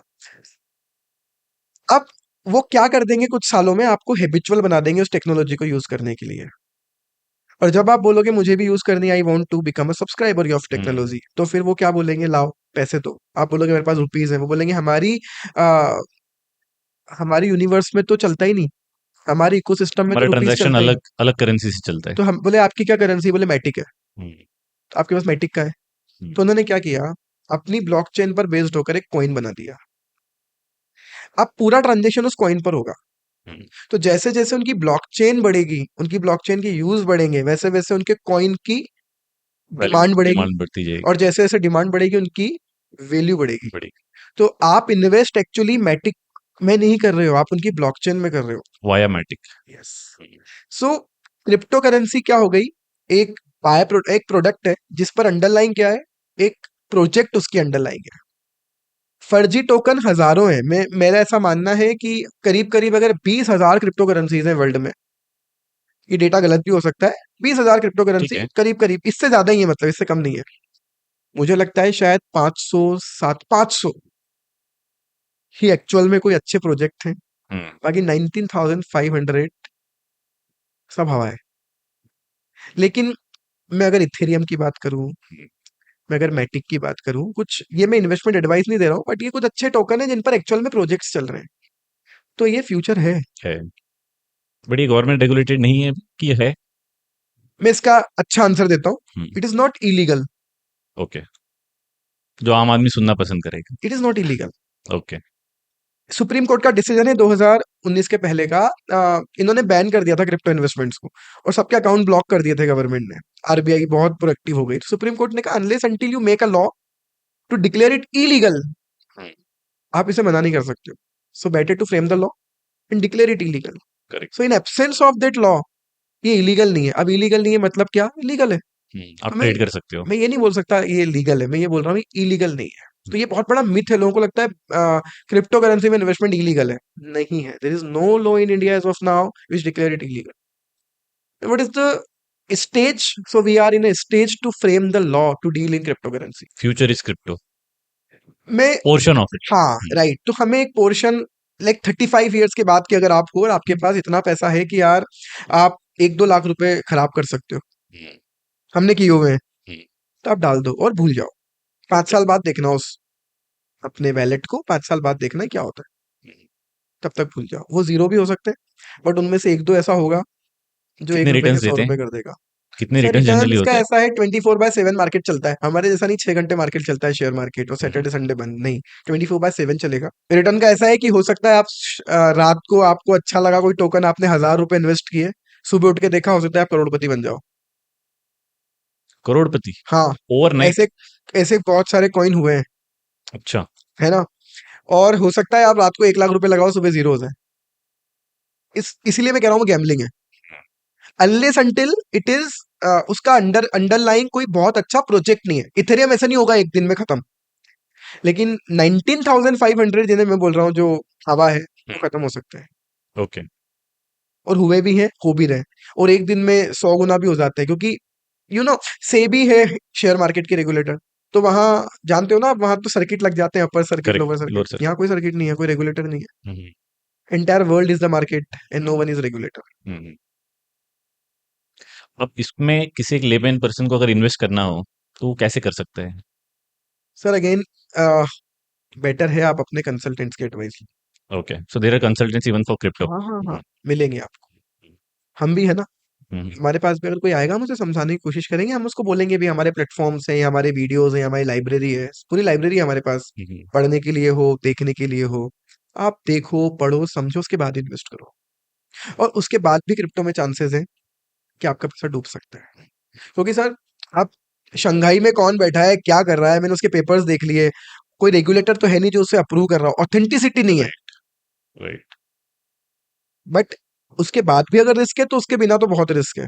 अच्छा, क्रिप्टो का जो पैसा होता है क्रिप्टो का, वो पैसा वर्चुअल में ही होता है या फिर मैं उसको normal I am asking like normal person कि वो रिडीम भी कर सकता हूँ मैं? कर सकते हो आप रिडीम उसको। तो वो मेरे बैंक के खाते में आ हाँ, सकता आ सकता है, है? ओके, बिल्कुल आ सकता है। इन्वेस्ट करोगे तब भी कहाँ से जाएगा आपके ओके। बैंक। सर आप अभी जीरोधा डाउनलोड करके शेयर की ट्रेडिंग कर रहे हो ना, हुँ, वैसे आप एक और ऐप डाउनलोड कर लो क्रिप्टो की। उसमें आपका बैंक अकाउंट लिंक होगा। बैंक अकाउंट लिंक करके वहां से पैसा डिपॉजिट करो, तो आपके दिखने लगेगा आपके अकाउंट में। हुँ, एक्सचेंज, क्रिप्टो एक्सचेंजेस भी है ना, हुँ, उनके अकाउंट में दिखेगा। वहां से आप खरीदो क्रिप्टो, राइट, बेच दोगे तो वापस अकाउंट में आएगा, विड्रॉ करोगे तो बैंक अकाउंट में पहुंच जाएगा। ओके। ऐसा टैक्स लग ही रहा है ना उस पर, हम भी कैसे कैलकुलेट करेंगे सारी चीजें। टैक्स लग रहा है 30% से क्रिप्टो की गेन पर। गेन पर, yes, okay. Totally redeemable. Totally redeemable है। कॉइन गब्बर क्या करने वाला है for people who want to invest in crypto as a platform? सबसे पहले तो सर हमने बहुत बड़ा बीड़ा उठाया था इंडिया में। Hmm, the thing which should be done by the regulator, we are doing it. Hmm, SEBI, RBI जो करती है, कैपिटल मार्केट और मनी मार्केट को रेगुलेट करती है, राइट, कोई नहीं कर रहा था, पर इन्वेस्टमेंट सब कर रहे थे। तो हमने कहा यार, अगर रेगुलेटर नहीं है तो एटलीस्ट हम भी इस कंट्री के पार्ट हैं, let's do something for the investor at large. तो हम सबसे पहले तो इन्वेस्टर्स को अवेयर कर रहे हैं, एजुकेट कर रहे हैं, उनके लिए स्टडी मटेरियल अवेलेबल करवा रहे हैं, चाहे वो थेरेटिकल हो या वीडियोस हो। हमारे प्रैक्टिकल प्लेटफॉर्म अवेलेबल करवाया हुआ है हमने हमारे प्लेटफॉर्म पर, कि आप चाहो तो वर्चुअल ट्रेडिंग कर लो, हम आपको हमारी करेंसी दे देंगे। हमारी भी एक करेंसी है क्रिप्टो ओके, कॉइन गब्बर की, खुद की ओके। ट्रेडिंग, उस प्लेट हमारी इकोसिस्टम की। हुँ, हुँ, कप्स बोलते हैं हम उन्हें, ओके, शेर का बेटा। हुँ, राइट राइट। ओके, तो हमारे कप्स हैं, हुँ, आपको हमारी वेबसाइट पर आएंगे तो वो कप्स मिल जाएंगे। हुँ, वो हमारे, एक कप मतलब 1 रुपया हमारे उसमें। अब आपके पास अगर 1 लाख कप्स हो गए, तो आप 1 लाख रुपए से बिटकॉइन खरीद लो, इथेरियम खरीद लो, वर्चुअली ही। हुँ, और देखो, ट्रेडिंग करके देख लो। आप एक्चुअल मार्केट में जाने के पहले हमारे प्लेटफॉर्म पर आकर ट्रेडिंग करना सीख सकते सीख हो बिना सकते पैसे लगाए। राइट, तो हैं। हम ओके, ये भी कर रहे हैं। ऑब्वियस है, क्रिप्टो में एक बहुत बड़ा गैप है कि कुछ क्रिप्टो प्रोजेक्ट्स होते हैं हुँ, और कुछ क्रिप्टो प्लेटफॉर्म्स होते हैं। इनके बीच में भी गैप है, बहुत बड़ी इंडस्ट्री है सर क्रिप्टो। हुँ, हुँ, दुबई क्रिप्टो का हब बन चुका है। हमने राइट, डिले कर दिया। इंडिया में एक प्रॉब्लम है हमारे साथ आज भी, कि हमें पता है जबकि वो उसमें इतनी डीलिंग हो रही है, हुँ, और आज ना कल हमें वो एक्सेप्ट करना है। इलीगल करना था तो आप अब तक डिक्लेयर कर देते, नहीं किया तो मुझे लगता है आप एक्सेप्ट करोगे। अगर एक्सेप्ट करना है तो लॉ बनाने में डिले क्यों कर रहे हो। दुबई क्रिप्टो का हब बन चुका है, बनने नहीं जा रहा, बन चुका है। अभी सबकी फेवरेट डेस्टिनेशन है दुबई, सिंगापुर क्रिप्टो वालों की। Okay, thousands of crypto projects are there, hmm, हुँ, है ना। तो इतना बड़ा मनी का फ्लो भी हो रहा है वहां। हुँ, हुँ, तो अब अ, मैं बात कर रहा था कि हम क्या कर रहे हैं। सो हम यार ब्रिज क्रिएट कर रहे हैं। हुँ, क्रिप्टो प्रोजेक्ट्स हैं, क्रिप्टो की बहुत बड़ी इंडस्ट्री है, यहाँ लोगों को पता नहीं होता कि ये वाला काम कौन करेगा। आईपीओ भी लाना होता है तो 25 लोगों की जरूरत होती है। तो ऐसे क्रिप्टो में भी बहुत अलग अलग चीजों की जरूरत है। तो there are number of service providers, there are number of service users. Hmm. तो हम उनके बीच में ब्रिज भी क्रिएट करते हैं, B2B सर्विसेज दे रहे हैं, दो अलग अलग बिजनेसेस को जोड़ रहे हैं। ओके। तो this is what we are doing. और इन्वेस्टर्स के लिए ऑब्वियस है कि हमारा प्लेटफॉर्म फ्री ऑफ कॉस्ट है। कुछ it's not advisory but yes, it's not advisory, okay. क्योंकि एडवाइजरी हमें कहीं ना कहीं लगता है फिर हमारे ऊपर भी रेगुलेटर्स आ जाएंगे कि कैसे एडवाइस दे रहे हो आप ओपनली, और फिर ऑब्वियस है कि 5 एडवाइस में से एक भी गलत हो गई और वो फिर डेफिनेटली वो अनएथिकल भी लगता है हमें एक लेवल पर जाकर। और हमें लगता है जब तक रेगुलेशन ना आ जाए with respect to this advice and all, हम अभी दूर रहना चाहते हैं उससे। ओके। हम रिसर्च ही देना चाहते हैं। That's really wonderful because crypto में जितना अनअवेयरनेस है अभी, और जैसे कि हम देख रहे हैं कि फ्यूचर में कुछ portion of your financial investment crypto में जाएगा, क्योंकि जो यंग जनरेशन है वो धीरे धीरे हाँ, अनअवेयरनेस भले है पर फिर भी एप्स डाउनलोड करके उसमें थोड़ा वो थोड़ा भले ही पैसा गलत डाल ही कर रहे रहे हैं पर कर रहे हैं। हैं। हम्म। मुझे लगता है गलत कर रहे हैं क्योंकि आपको जब अवेयरनेस नहीं है, पता नहीं है ना, मतलब सर आप कौन सा मोबाइल यूज करते हो? मैं सैमसंग एंड्रॉइड फोन। ठीक है, तो आपने जो आपका ये जो भी आप फोन यूज कर रहे हो, ये कौन से फ्रेंड के कहने पे लिया था? कौन से, हाँ, किसी न किसी नोन तो आपके पर्सन से फ्रेंड ने लिया। एक बार बोला और आपने मोबाइल खरीद लिया था? नहीं, मैंने मेरा रिसर्च किया था। कितने का मोबाइल है सर वो? मेरा मोबाइल बड़ा, ये डिक्लेयर करना पड़ेगा मुझे। हाँ, हाँ, अराउंड जो भी है, 35-40 थाउजेंड राइट। का फोन है। तो 35 से 40 हजार रुपए का मोबाइल खरीदने के लिए हम 5 बार रिसर्च करते हैं। बिल्कुल। 4 साइट देखते हैं, 4 लोगों को पूछते हैं, उसके बस बाद यही लेते मेरा हैं। आंसर है। हम एक मोबाइल खरीदने के लिए इतना कुछ करते हैं, लेकिन हमारी हार्ड अर्न मनी किसी प्रोजेक्ट में लगा देते हैं बिना कुछ देखे, जस्ट बिकॉज द रीजन मेरे फ्रेंड ने बोला डॉज कॉइन अच्छा है, मैंने लगा दिया। हुँ, ये कितनी बड़ी गड़बड़ है, बहुत बड़ी गलती कर मिस्टेक रहे है। हैं आप। ट्रम्प नाम का एक कॉइन आ गया था हाँ, 10 दिन पहले, सडनली 50% अप हो गया एक दिन में। फिर ट्रम्प की वाइफ के नाम का कॉइन आ गया, वो चढ़ गया, ट्रम्प नाम का कॉइन गिर गया। अब ये सब फ्रॉड ही तो, ये स्केम है अब, लेकिन पीपल आर बिकमिंग पार्ट। पर इस पे लोग कमा भी लेते हैं। जिसने कर रखा होगा इन्वेस्टमेंट ट्रम्प वाले में पहले, हुँ, उसने 50% पर अगर बाहर हो गया होगा एक दिन में तो कमा लिया होगा। अदरवाइज जब 50% बड़ा होगा तब एंटर किया होगा, तो वो उसकी वाइफ के नाम का कॉइन आ गया था रातों रात। हुँ। उसके आने के बाद वो बढ़ गया और ये गिर गया। मतलब मुझे ऐसा लगता है सर, गैम्बलिंग करके कमाना है तो फिर तो there are number of things. समुंदर बहुत बड़ा है फिर तो आप, और पहले से है, और भी पहले ऑप्शंस से हैं, बहुत ऑप्शंस है। बहुत ऑप्शंस हैं फिर। तो मैं कहीं ना कहीं उस चीज को गलत मानता हूँ। यंग जनरेशन को क्या आप एडवाइस देते हैं? जिनके पास फ़ोन्स तो आ गया है, टेक्नोलॉजी आ गई है, ऐप्स आ गया है, अ, अर्निंग इतनी है नहीं अभी, या तो है ही नहीं, बट फिर भी क्योंकि पॉकेट मनी है, ऐप्स में क्रेडिट कार्ड दे दिया है पिताजी ने, ऐप्स में पैसा है, पेटीएम में पैसा है, कौन सी यंग जनरेशन कमाने लग गई है या पिताजी के पैसे से पिताजी पॉकेट? के पैसे से पहले उनको लेते हैं, बिकॉज़ वो आगे के कस्टमर्स बनने वाले हैं, राइट। और वो इन्वेस्टमेंट करने वाले हैं मार्केट में। सर सबसे ये बहुत लंबा जा सकता है बट स्टिल समराइज रखते हैं। सबसे अच्छी एडवाइस तो ये है कि लाइफ में ना पेशेंस रखना सीखो। Your time will come. आप गाने तो गाते रहते हो, अपना टाइम आएगा, अपना टाइम आएगा, लेकिन आपको अभी लाना है वो टाइम, बिना कुछ किए। हुँ, वो प्रॉब्लम हुँ, हुँ। है ना, रूट्स तो क्रिएट कर लो। तो मुझे लगता है कि ये रातों रात पैसा कमाना, रातों रात अमीर बन जाना, ये आज भी पॉसिबल नहीं है सर। एक्सेप्शनल केसेस होंगे, किसी ने गलती से कहीं लगा दिया और वो हो गया हो। मुझे लगता है early success is a scam. मैं आज भी मानता हूँ इस बात को, अर्ली सक्सेस इज स्केम। हमने भले ही कितने ही अच्छे स्टार्टअप्स देख लिए हों बढ़ते हुए, बहुत बड़े बड़े लोग बनते हुए, लेकिन उनकी क्या हालत हुई है सब जानते हैं। Unless until your product is having fundamental strongness, early success is scam. है ना, आप नहीं हो सकते सक्सेस। तो यंग जनरेशन जो अभी कमा भी नहीं रही है, उनको सबसे पहली एडवाइस तो ये कि कुछ ऐसा करो कि आप कमाने लायक बनो। हुँ, चाहे वो अपनी आर्ट से बनो, चाहे स्किल्स से बनो, या पढ़ाई करके बनो। तेरा नंबर ऑफ थिंग्स में ये नहीं कह रहा पढ़ करेक्ट। के ही आप कमा सकते हो, नंबर ऑफ थिंग्स। हुँ, पहले तो पता लगाओ यार, क्या आपका आपका फोर्टे क्या है, हुँ, क्या आपका अच्छा है, आर्ट अच्छी राइट। है, स्किल्स अच्छी है।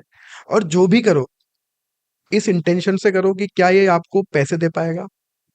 आप देखते हो इंदौर में कई बच्चे, आप संडे को अगर जल्दी कहीं घूमने चले जाओ तो आपको कई बच्चे दिखेंगे, डीएसएलआर होता है उनके हाथ में, बड़े बड़े मोबाइल्स होते हैं, फोटो क्लिक करवाते रहते हैं कहीं भी खड़े हुए।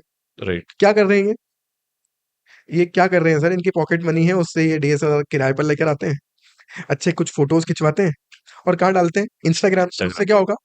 फॉलोअर्स बढ़ेंगे, पैसे मिल रहे हैं उससे। कुछ नहीं हो रहा है। क्या पता किस वर्चुअल लाइफ को ये सक्सेस मान रहे हैं, हुँ, जिससे कुछ नहीं होना है।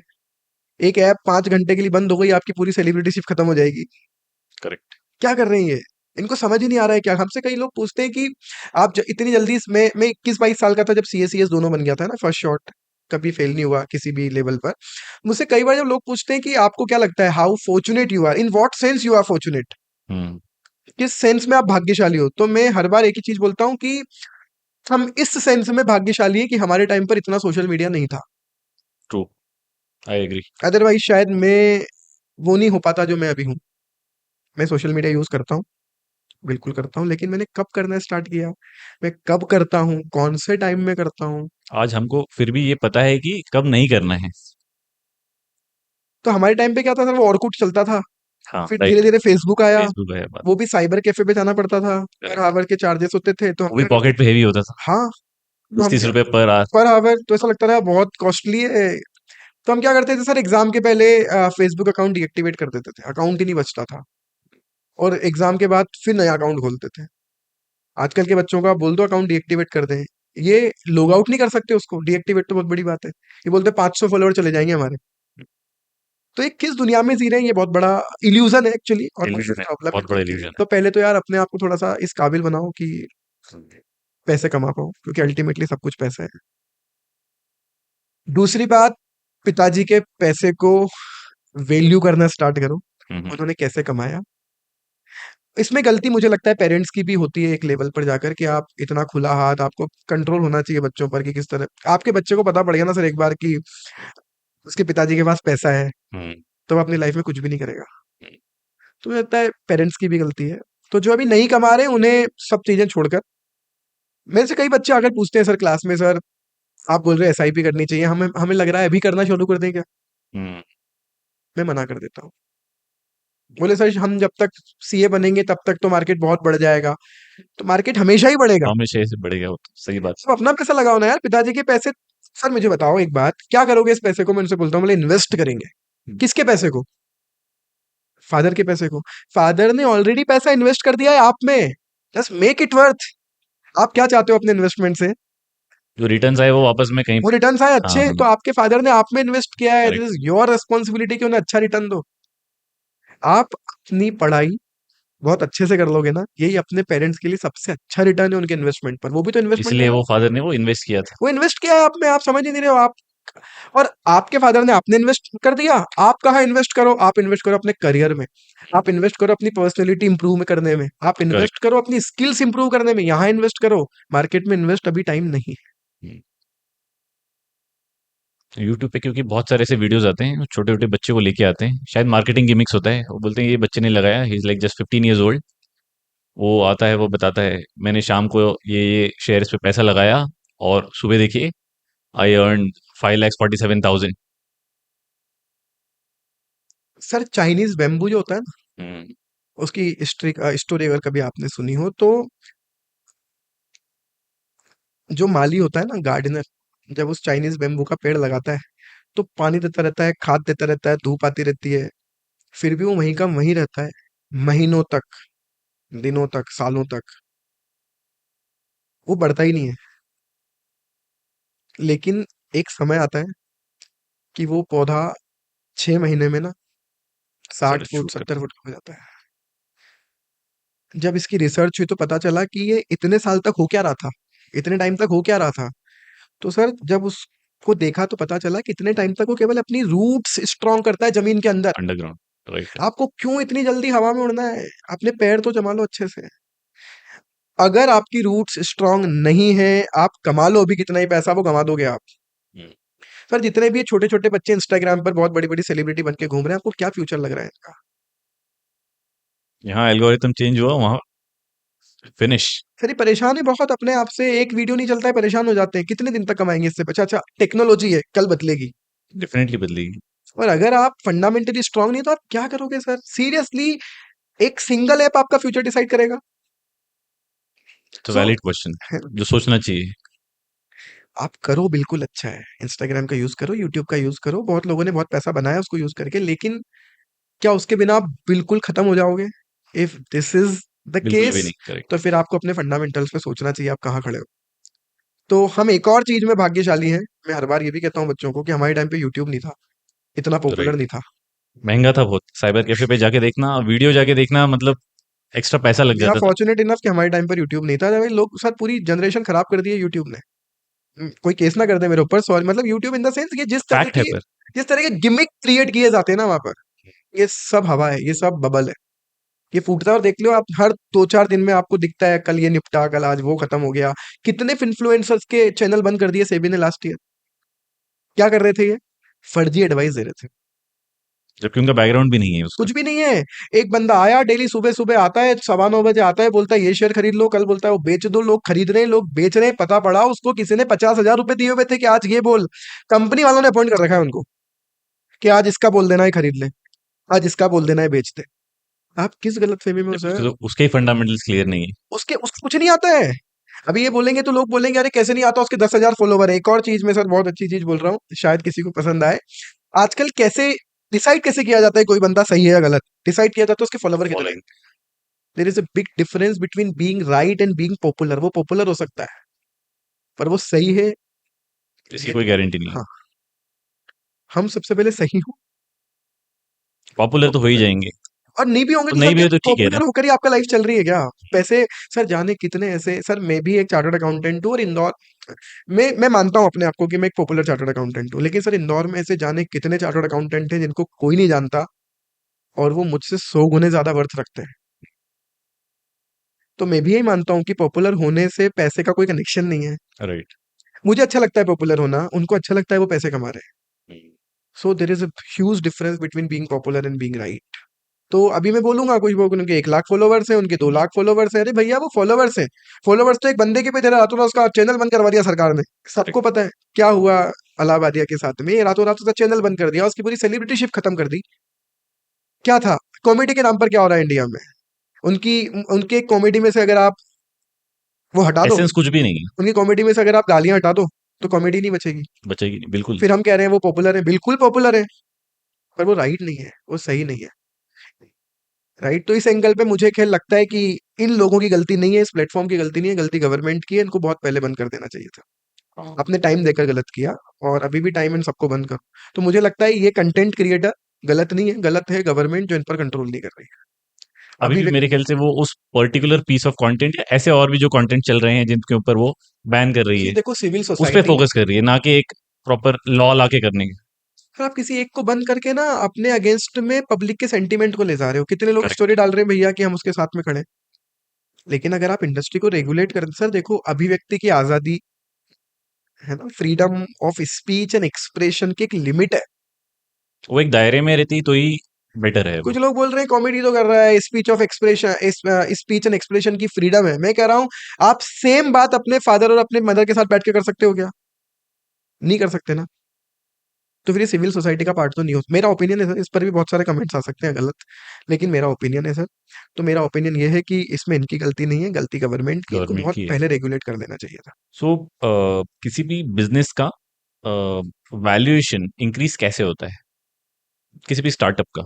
सर इसमें दो बातें, एक है ऑर्गेनिक इंक्रीज इन वैल्यूएशन, और एक है inorganic increase. Inorganic. Organic increase तो ऑब्वियसली तभी होगा जब उसका by the time business model prove हुआ। सर देखो वैल्यूएशन जनरली कैसे होते हैं, फ्यूचर प्रोजेक्शंस को एक्सपेक्ट करके। मैंने पहली बार वैल्यूएशन किया ये मानते हुए कि 5 साल में हम यहाँ तक पहुंचेंगे, ये हमारे टारगेट्स हैं, वी विल अचीव इट। उसमें हम बांट लेते हैं, फर्स्ट ईयर में यहाँ तक, सेकंड ईयर में यहाँ तक, थर्ड ईयर में यहाँ तक। मैंने ईयर वाइज को डिवाइड कर दिया। फर्स्ट ईयर में मैंने प्रोजेक्शंस में एक्सपेक्ट किया था कि 1 करोड़ का टर्नओवर होगा और 20 लाख का मेरा ऑपरेटिंग प्रॉफिट मैं अर्न कर लूंगा। ऐसे करते करते मैं 5 साल तक पहुंचा, मेरा वैल्यूएशन आया 50 करोड़ रुपए। अब मेरा सेकंड राउंड ऑफ इन्वेस्टमेंट आ रहा है, वैल्यूएशन बढ़ेगा या कम होगा डिपेंड, सबसे पहले ऑर्गेनिकली डिपेंड इस बात पर कि क्या जो मैंने एक्सपेक्ट किया था 2 साल पहले, अगले 2 साल कितना के लिए, बिजनेस। हाँ। क्या वो अचीव हो गया? ओके। यस, अचीव हो गया, उससे ज्यादा अचीव हो गया, मेरे बिजनेस मॉडल में और स्ट्रांगनेस आ गई, मुझे पब्लिक का और अच्छा रिस्पॉन्स मिल रहा है, फीडबैक बहुत स्ट्रांग है, ऐप के डाउनलोड बहुत बढ़ गए, सब कुछ बहुत अच्छा जा रहा है, तो डेफिनेटली मेरा वैल्यूएशन बढ़ जाना चाहिए, क्योंकि मैंने प्रूव किया जो मैंने एक्सपेक्ट किया था। तो अब मेरा फ्यूचर और ज्यादा ब्राइट दिखेगा मुझे यहाँ से, राइट? तो मेरे प्रोजेक्शंस और साउंड होंगे। So if I am able to prove my projections, तो मेरे नेक्स्ट प्रोजेक्शन साउंड बनेंगे, that will increase my valuation. हम लोग जब भी पर्सनल कैपेसिटी में बात करते हैं तो आपने 25 से 35 वाले का तो बता दिया। हाँ 35 के ऊपर कौन से फाइनेंशियल लेसन हैं जो आप देना चाहेंगे? 35 के बाद मुझे लगता है सर हमें रिटायरमेंट प्लान करना चाहिए। 35 से ही रिटायरमेंट प्लान की 60 साल के बाद मेरे पास, सर मुझे ऐसा लगता है कि कॉर्पस क्या रखना चाहिए? हाँ मैं उन लोगों में से हूँ जिन्हें जिसे लगता है कि मतलब 50-55 के बाद काम नहीं करना चाहिए। जितना आपको अच्छा। जितनी मेहनत कर मैं मेरा मेरा मानना है जितनी मेहनत करनी है आपको 25 से 30-35 तक आप करियर स्टेबल कर दो हम्म, और उसके बाद फोर्थ गियर में गाड़ी दौड़ाओ। जितनी मेहनत करनी है 15-20 साल कर दो, क्योंकि सर वो गया जमाना जब 75 पे रिटायरमेंट प्लानिंग होती थी, अब आप तब एज 80-85 होती थी, अभी एवरेज एज क्या बची है? हम्म। तो क्या खत्म हो जाएंगे? मतलब आप 50-55 के कुछ तो होंगे, गारंटी नहीं है आज के डेट में 60-65 तो। आज की तो खैर वो कल वीडियो आया घोड़ी पे बैठा हुआ दूल्हा ही मर गया बेचारा, घोड़ी पे बैठा बैठा ही। तो पता वैसे ही नहीं है, तो बहुत फ्रेजाइल हो गई ये चीजें। तो मुझे लगता है 35 के बाद रिटायरमेंट प्लान चालू करना चाहिए।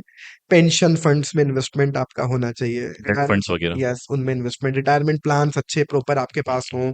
फिर आपके पास होना चाहिए एक क्या बोलते हैं टर्म प्लान। हम्म। टर्म प्लान बहुत सस्ते मिलते हैं, लाइक 25,000 30,000 रुपए साल की प्रीमियम और 2 करोड़ रुपए का आपका टर्म करेक्ट। प्लान हो सकता है। तो at least in case of your death at least आपकी फैमिली टोटली फाइनेंशियल सेफ रहे। सो टर्म प्लान देखो, लाइफ इंश्योरेंस मेरे पूरे सजेशन में कभी भी नहीं आएगा क्योंकि मैं उसे बहुत ज्यादा अच्छा मानता नहीं हूँ। ठीक है, आपकी अगर इच्छा है तो आप लाइफ इंश्योरेंस में जाए। मेडिकल आपका 25 के बाद ही एक लिस्ट, एक और चीज जो हमसे छूट गई, आपके पास मेडिकल हेल्थ इंश्योरेंस होना इंश्योरेंस चाहिए। होना ही चाहिए।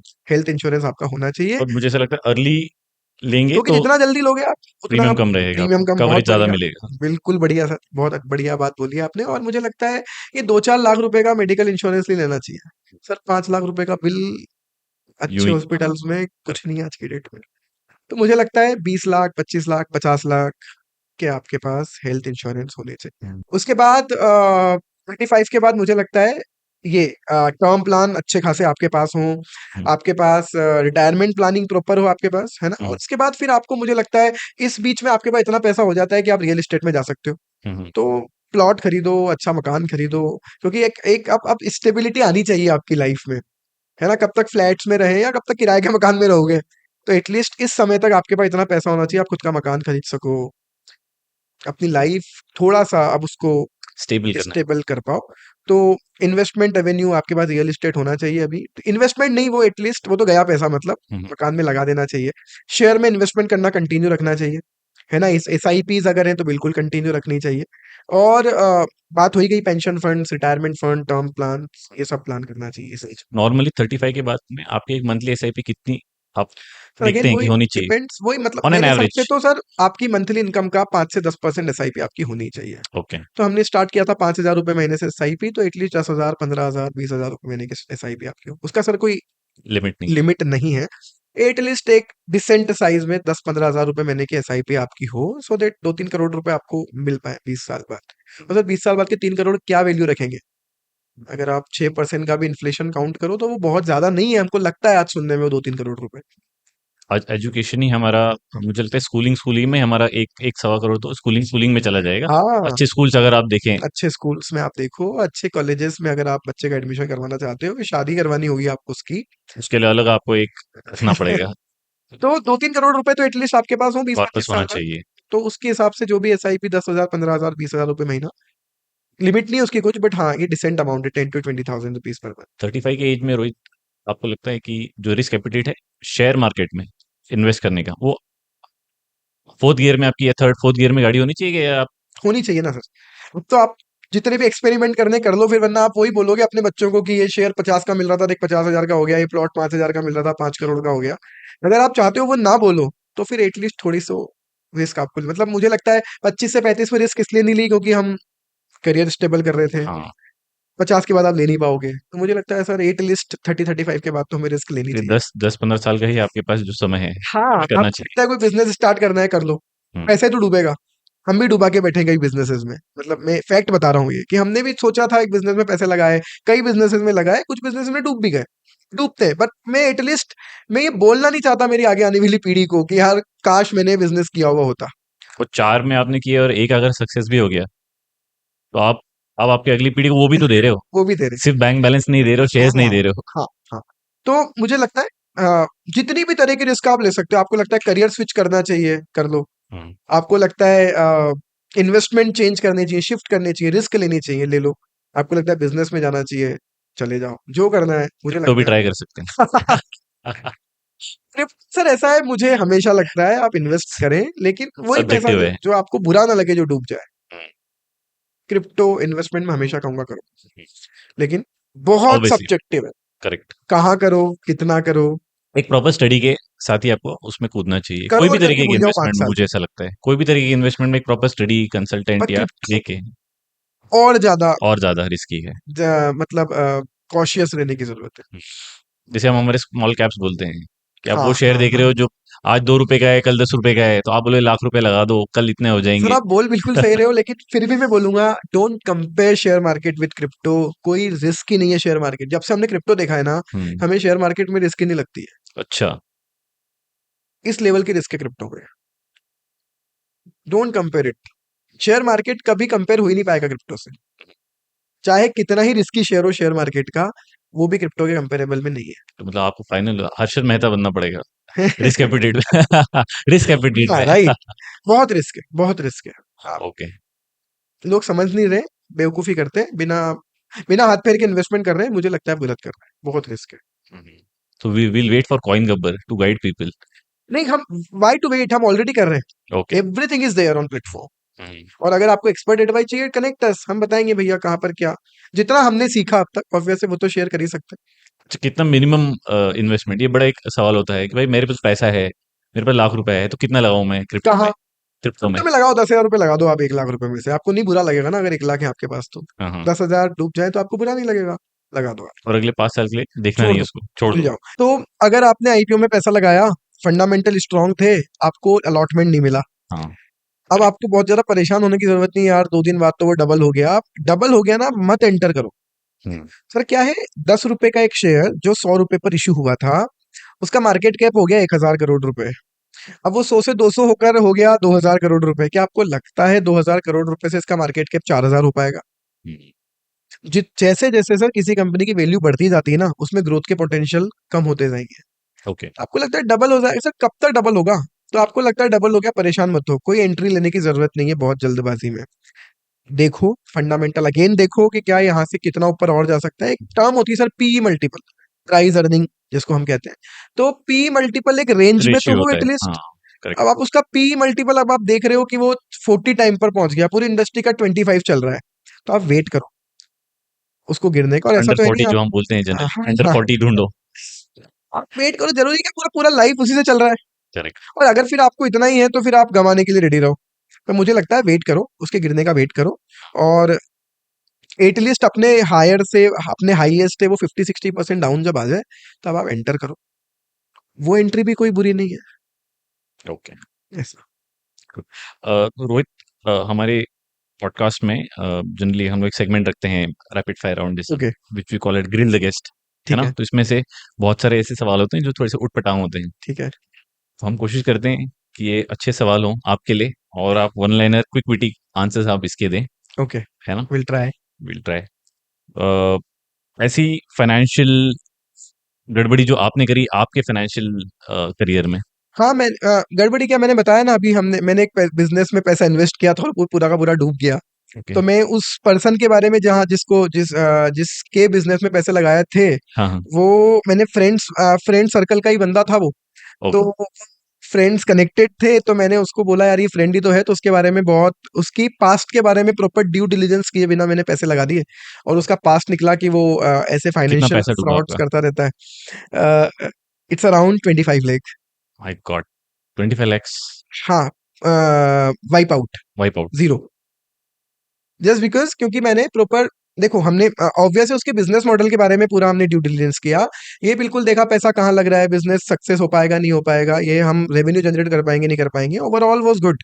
हुँ, लेकिन उस पर्सन के बारे में पर्सनल जो ड्यू डिलिजेंस मुझे करना था कि इसकी ओके। हिस्ट्री कैसी रही है, हाँ, हाँ। वो मैंने ड्यू डिलिजेंस नहीं किया। वो होता है ना सर, विनाश काले विपरीत बुद्धि, या हाँ, it is bound to be happen, happened. वो होना ही था, तो वो हो गया। Okay. Is bitcoin still worth investing? क्या अब देर हो गई है, आप बिटकॉइन नहीं, में नहीं कर सकते हैं? मुझे नहीं लगता बिटकॉइन में इन्वेस्ट करना चाहिए अब। अच्छा। There are number of coins, hmm, जो मैंने भी बोला ना, एक मार्केट कैप अगर आपका एक लिमिट तक पहुंच गया, तो उसके बाद आप कितना टाइम उस कितना मल्टीपल उसको और यहाँ से देखते हो। But there are certain type of coins जहां पर अभी भी पैसा दुगना 4 गुना 5 साल में बिल्कुल आपको होकर मिलेगा। ओके। तो बिटकॉइन को मैं एक्सपेक्ट नहीं करता कि यहाँ से 4 गुना जाएगा, लेकिन ऐसे दूसरे बहुत सारे कॉइन्स हैं जो हो सकते हैं जिसमें इन्वेस्ट किया जा हाँ सकता है। बिल्कुल किया जा सकता है। मुझे अब नहीं लगता बिटकॉइन में इन्वेस्ट करना चाहिए। ओके।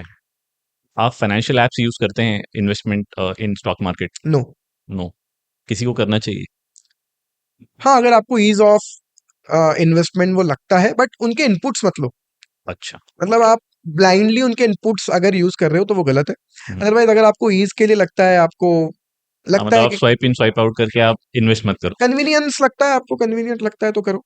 पर क्या वो एप्स ट्रस्टवर्दी हैं? कुछ एप्स, विल नॉट नहीं, टेक जैसे नेम्स। शेयर मार्केट जो ट्रेडिंग जिनके थ्रू आप कर रहे हो ना मार्केट की, लाइक जीरोधा की हम बात हम्म, कर ले तो बिल्कुल ट्रस्टवर्दी है, रेगुलेटेड है ये सब। हम्म, तो लाइक अगर मुझे भी बहुत रेगुलर स्वाइप करके, क्योंकि मुझे ऐसा लगता है कि अगर मेरे मोबाइल में वो है हम्म, तो फिर मैं, या तो फिर आप में पेशेंस फैक्टर हो, हम्म, और अगर आपके मोबाइल में वो है तो फिर आप क्या करोगे, डेली देखोगे, फिर स्क्रॉल करोगे।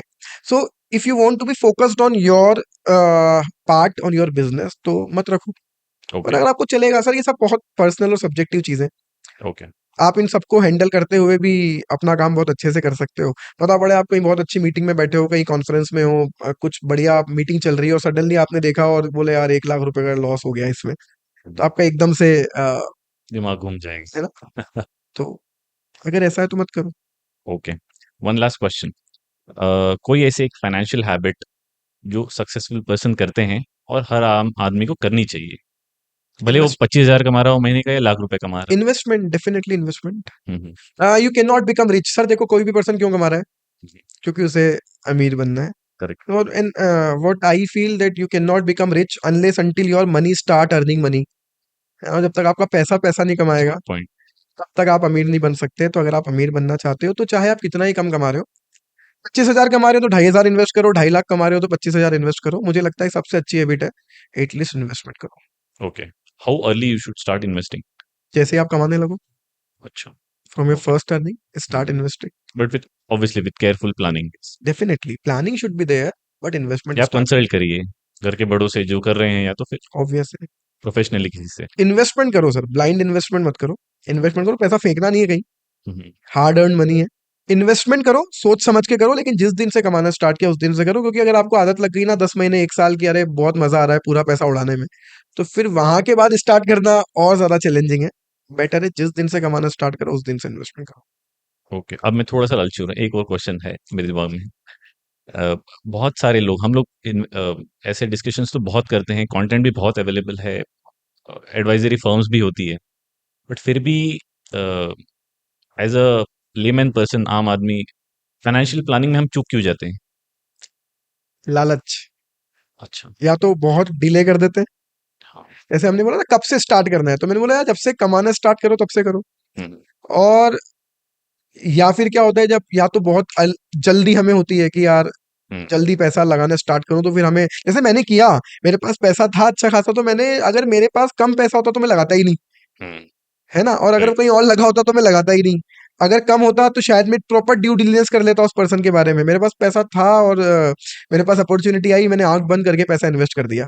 यहाँ गलती होती है। हम्म, दूसरी गलती क्या होती है, मैं डिले कर देता हूँ। तो डिले करता हूँ तो फिर मुझे क्या लगता है कि अब मुझे और जल्दी बनना है, डिले ऑलरेडी हो चुका है, मेरे को तो पैसे कमाने बड़ा हैं, बड़ा पैसा लगा दो। मेरे सारे दोस्त आगे बढ़ चुके हैं। हम्म, यहाँ गलती होती है सर। देखो, जब आप टाइम जोन को फॉलो नहीं करोगे, आप टाइम को पास करने की कोशिश करोगे कि यार बस आप टाइम इग्नोर करते हैं, मुझे तो जल्दी से पैसा मिल जाए, हम्म, तो फिर आप फाइनेंशियल प्लानिंग में गड़बड़ी करोगे ही करोगे। मतलब ऑब्वियस है, हड़बड़ी में लिए हुए डिसीजन गड़बड़ी करवाते हैं, तो वहां मुझे लगता है सबसे बड़ी गलती होती है।